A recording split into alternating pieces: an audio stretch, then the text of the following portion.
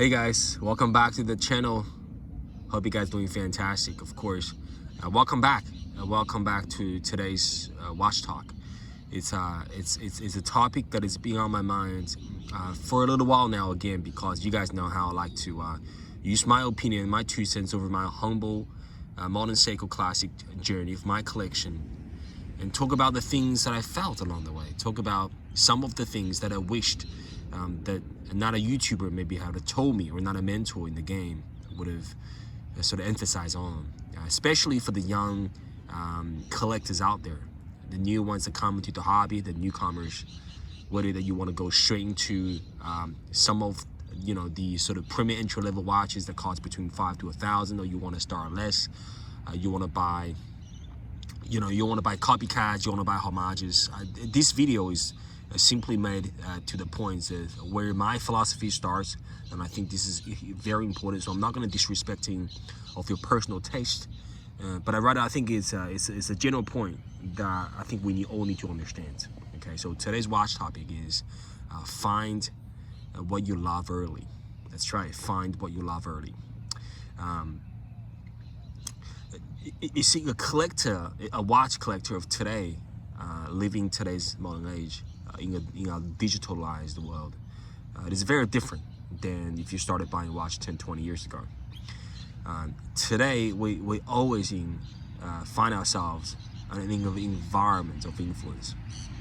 Now, if you just be with me here, guys, I'm going to try to make this video as concise as possible, but there are a few points that need to be addressed clearly.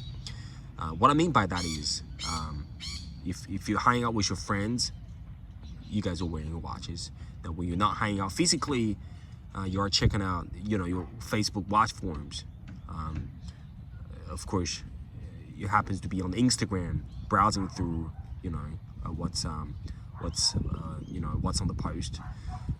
You hearing YouTubers like me talking about the watches that we have. So constantly you will find yourself in comparison and seeing what other people's buying and what other people's claiming the best watches or positive experiences, or what kind of designs that you should like. Now, there are two things that always comes with those environments. Number one, what you get to see is really the surface of another individual, a watch hobbyist. They can have a very bad day, and they bring their most expensive watches, to line up their day. They could be having a great day, and they sort of make you feel like that you're missing out something, that the watches somehow is bringing their joy.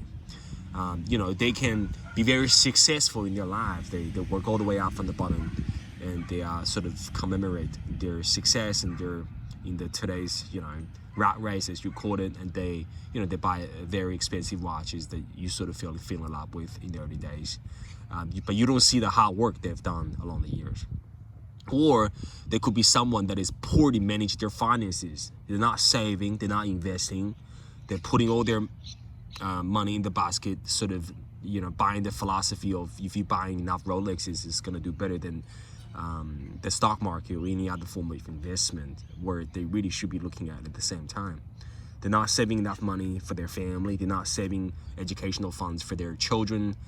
They're buying a whole lot of watches. They have $100,000, $200,000 watch collections, but you don't get to see the other side. And what can be said, it can be untrue, but at the same time, it can be absolutely true as well. You guys know what I mean.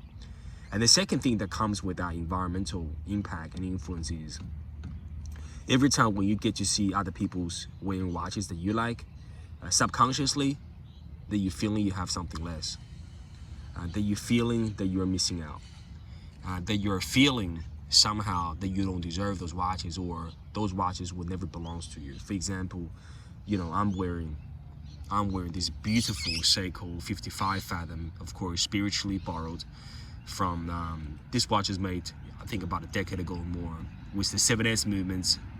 Absolutely fantastic construction and quality. One of the best watches in my collection, I believe, regardless of the price tag. I just love it.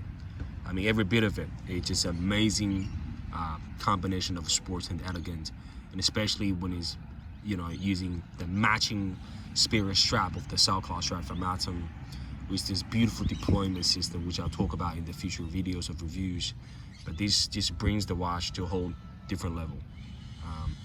So you know, if you ask me, if I get randomly asked, Felix, what will be your first, you know, premium, as you call it, right, beyond, let's say, you know, 5,000 or 4,500 of that USD mark, what would be your first watch to be? You know, if I can come up with a few, I will. But if you ask me the one to get, I will probably go get the Speedmaster. Okay, the Omegas. So if I see a post that's coming up, you know, someone that I know, someone that I don't know have Omega Speedmasters, I will start feeling jealous. I go, wow, that watch is nice. How come I don't have it yet? But in the same time, I do have rules of principles of where I am in my own collection journey or what I do love. So just be mindful that you are always in an environment of influence in your life.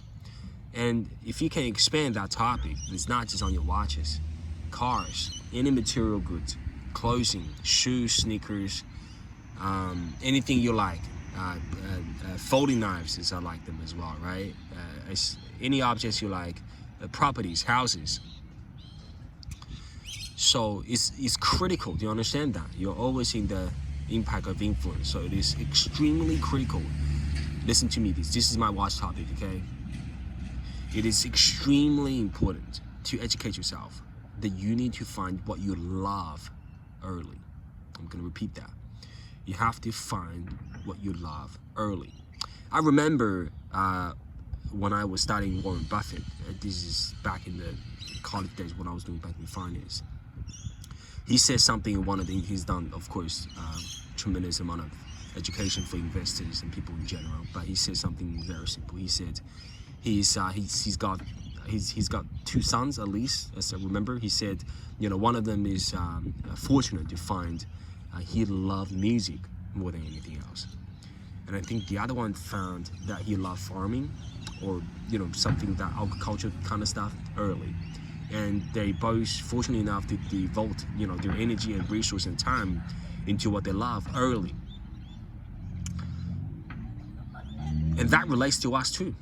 You gotta find what you love early so you don't get distracted. Like, if you ask myself, me, I'm telling you guys, right? Modern classic Seikos. That's what I love, and I'll stick by it. That's my commitment, because it gives me joy. It's give me the a chance to respect those designs and quality of constructions and their impact and influences on the horology as a whole, as a brand. And I just love it on a spiritual and emotional level. Now, you might be different, because remember the name of the channel is Felix Loves Watches.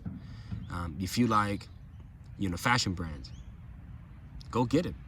You know, go get a whole bunch, 6 to 8 watches, different sizes. You know, probably majority of them is going to be quartz. Go get them. If you like Invictus, go get them. Go get a whole box of it. If you like homage watches, go get them. Look, as long as you don't buy replica watches, because that's probably one area I don't want to influence on creating the demand for, because, you know, they're not doing the right thing to have the growth or to have the benefits of creation value. I don't believe so, right? If you like micro brands or brands, you know, such as well-known brands, if you like Zillows, go get a whole bunch of it. If you like Christopher Ward, go get a whole bunch of it. If you like L'Oreal, go get a bunch of it. If you like brand that's making a different part of the world that is hard to get, go get it. Go get it. So don't get distracted. And the only way to not to get distracted is to find what you love. And the best way to have the whole collection as efficiently done as possible, of course on an emotional level, as pleasing as possible, is not to spend all your time and money on a whole wide range of things and then find what you love. It's about looking at the stories behind them, look at a community, looking at other fellow collectors like myself, understand their journey, and look at the designer watches available on the marketplace, whether it's from a brand new perspective or secondary, and find what you love and stick with what you love. And I think this is critical for me. This is critical. If you dislike the affordable market of watches at all, you know, you pay respect to Seikos, but you don't want to touch those watches that are manufactured in a less tolerance level, you want to go straight into Grand Seiko. You want to go straight into SLA Seiko. If you want to go straight into Omegas, to Swiss brand, you want to go straight into Seamasters, Speedmasters. If you want to go straight into the Datejust, if you want to go straight into the Explorers, if you want to go straight into the Submariners, if you want to go straight into the Tudor Black Bay 58 or whatever, 41, chronograph, you want to go straight into the Breitling, you want to go straight into Longines, Skin Divers, Big Eyes, chronograph, great. Now, as long as those love, you know, done in a very organic way of finding out what those true pieces are, their histories behind it, the story behind it, and you collect enough material information, you've waited enough emotionally, so for your brain to process, that's what you love. Good, come up with a list. You know, this year I do a really good job. I get a promotion. I get to get my first Speedmasters. This is exactly the strap I'm gonna get. I'm gonna get Arton strap for Omegas. Of course, you know, a lot of Omega owners buy those straps. They've done a fantastic job. You know, you have a clear vision. You know, next year I'm gonna get a certain level in my company. I'm gonna go change jobs. I'm gonna bring more clients. I'm gonna, you know, finish my, you know, medical degree or whatever academic achievements. You know, my parents gonna give me a certain amount of money to spend or whatever. Right? I'm really expanding this topic to as wide as I can because I know a lot of my audience are young. You know, I'm gonna get my first Seamaster because I like divers. $5,000. Great.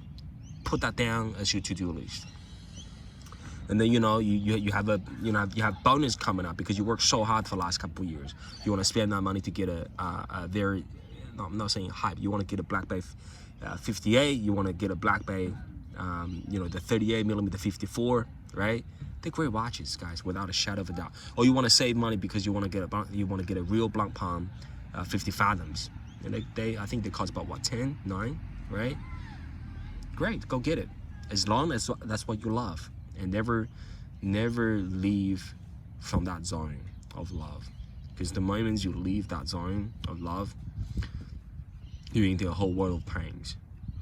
Every single other post that's having a different watch and different brands and different price tiers and different caliber is gonna be able to suck a bit of your attention away, and you're gonna start nibbling on the ideas of more. It's like you open up a bag of chips. You just nibble along until the moment you realize, you finish the whole bag and you're still not satisfied. So that really is my today's watch talk. Find what you love, story-wise, history-wise, design-wise. Find what you love and have a commitment to stick with what you love. Don't get distracted. You're owning the game. You are the owner of your watch journey. All right, guys. Now, if you do that, I can guarantee you that's gonna give you the most sense of probability that no matter what's on your wrist, when you look at it, because you had a long day at work or whatever, personal life or professional respective, you know you're wearing a pride. You know you have something that you can relate to on a spiritual level. Give you a massive, big sense of smile. Then you can go back to your life and start producing for you and your family. That's what you need. That's what you want to do, guys. This is how we elevate the game of just the material goods to something that truly can act as a positive influence on your life. All right, guys. Hopefully that helps. I know you guys love it. I know you guys love the way that I talk about those things as sort of you call philosophy videos, which I'm humbled by. Okay, guys. Now with that, I hope you guys having a blast weekend. And I'll see you guys very shortly in the next video. Bye bye, guys.